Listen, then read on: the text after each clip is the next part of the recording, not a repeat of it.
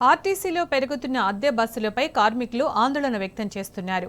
ఎన్నికల హామీలో చెప్పినట్టు ఆర్టీసీ అభివృద్ధికి కాంగ్రెస్ ప్రభుత్వం ఇప్పటివరకు ఎలాంటి చర్యలు తీసుకోలేదని అభిప్రాయం వ్యక్తమవుతోంది.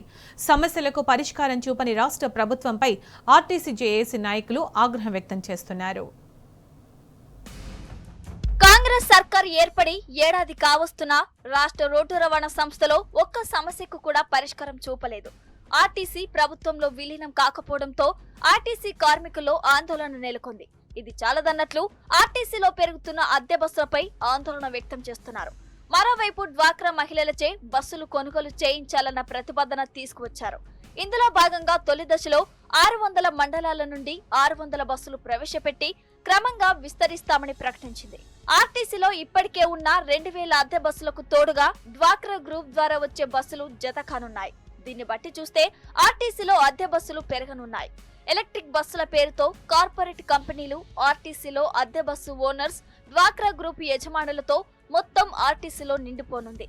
ఆర్టీసీకి సొంత బస్సులు ఉండకపోవడంతో ఆర్టీసీ ఉద్యోగులు, సిబ్బంది తగ్గే ప్రమాదం ఉంది. 5 డిసెంబర్ రోజు మరి సెక్రటరియట్ ముట్టడి పెట్టినాం. దీనికి ఎందుకంటే ప్రభుత్వం ఇచ్చిన మాట నిలబెట్టుకోవాలని చెప్పి మేనిఫెస్టోలో పెట్టిన అంశాలను ఫుల్ఫిల్ చేయాలని చెప్పి వాళ్ళ దృష్టికి తీసుకుపోయే ప్రయత్నం చేస్తూ ఉన్నాం.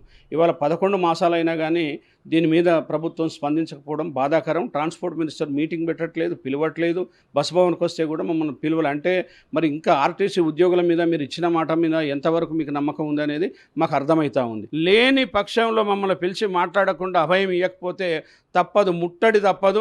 ఎన్ని అవంతరాలు వచ్చినా, లాఠీ చార్జీలు వచ్చినా, జైలుకు పంపించినా ఆర్టీసీ కార్మికులు భయపడరు, భయపడేది లేదు. ప్రైవేట్ ఎలక్ట్రిక్ బస్సులు పెరగటం వల్ల ఉన్న ఉద్యోగాలు కోల్పోవడమే కాకుండా ప్రైవేట్ కంపెనీలు డ్రైవర్లను నియమించుకుంటున్నాయి.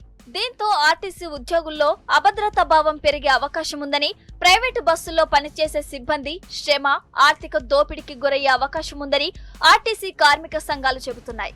మహాలక్ష్మి పథకం ప్రవేశపెట్టిన తర్వాత బస్సుల సంఖ్యను పెంచాల్సిన ప్రభుత్వం వాటిని తగ్గించడంతో బస్సులు లేక ప్రజలు తీవ్ర ఇబ్బందులు ఎదుర్కొంటున్నారు. ఇలా ఆర్టీసీని అభివృద్ధి పేరుతో అభివృద్ధి చేస్తామని చెప్పేసి నమ్మబలిగినటువంటి కాంగ్రెస్ ప్రభుత్వము ఈరోజు విచ్చలవిడిగా వేలాది ఎలక్ట్రిక్ బస్సులను తీసుకొచ్చి ఆర్టీసీలో ప్రవేశపెట్టి ఈరోజు చాప కింద నీరు లెక్క ఈ ఆర్టీసీ లేకుండా చేయడంలో ఒక కుట్రలో భాగంగానే ఈరోజు వేలాది ఎలక్ట్రిక్ బస్సులను ఈ ఆర్టీసీలో పెట్టడం జరుగుతుంది. వెంటనే ఈ విధానాలను మానుకోవాలని చెప్పేసి రాష్ట్ర ప్రభుత్వాన్ని జేఏసీగా మేము అడుగుతా ఉన్నాం. మీకు నిజంగానే ఆర్టీసీ మీద ప్రేమ ఉన్నట్టయితే ఆర్టీసీలో ఎలక్ట్రిక్ బస్సులను రద్దు చేసి ప్రభుత్వమే ఎలక్ట్రిక్ బస్సులను కొని ఆర్టీసీకి సప్లై చేయవలసిందిగా మేము జేఏసీగా డిమాండ్ చేస్తూ ఉన్నాం. కాంగ్రెస్ ప్రభుత్వం ఏర్పడిన నాటి నుంచి ఆర్టీసీ కార్మికుల సమస్యలు పరిష్కరిస్తామని చెబుతూ ఏడాదిగా కాలయాపన చేసిందని ఉద్యోగులు ఆరోపిస్తున్నారు.